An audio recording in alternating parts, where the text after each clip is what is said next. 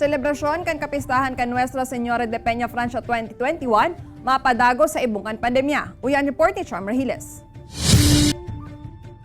Nangapodan ngunyan ang Archdiocese of Cáceres sa publiko na iselebrar ang papaabuto na kapistahan ni Nuestra Señora de Peña Francia sa paagi kan solemneng pagpapangadji sa mga harong.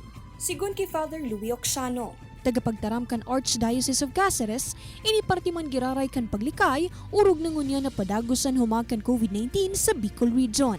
Dinidiscourage po natin na wag na po muna tayong pumunta sa Naga at yung mga deboto sa iba't ibang lugar, we discourage them. Just go to your parishes. Meron po tayong maraming mga activities sa mga parokya. May replika po ng ating mahal na ina. We can pray there.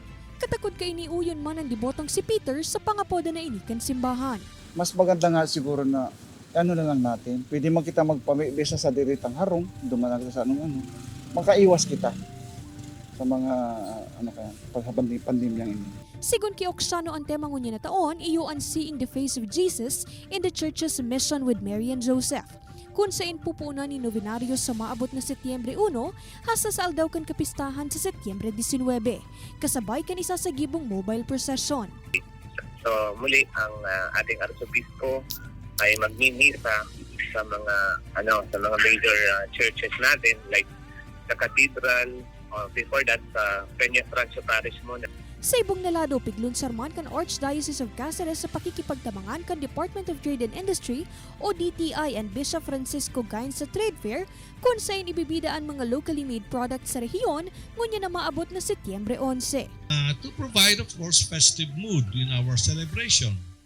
Para ang hirap isipin ng isang piyestang walang mga perya o tindahan, kainan, di ba? That's part of our culture. So it is also our way of deepening our culture. Apwera man sa trade fair na makukuha sa sarong mall sa siyudad ni Naga, magkakaigwa man subot nin online trade fair na pwedeng mahilingan mga paninda sa official social media page na Bishop Francisco Gaines sa Trade Fair. Kaibanan si Carlo Obanita, Charmer Hilas, Balitang Bicolandia.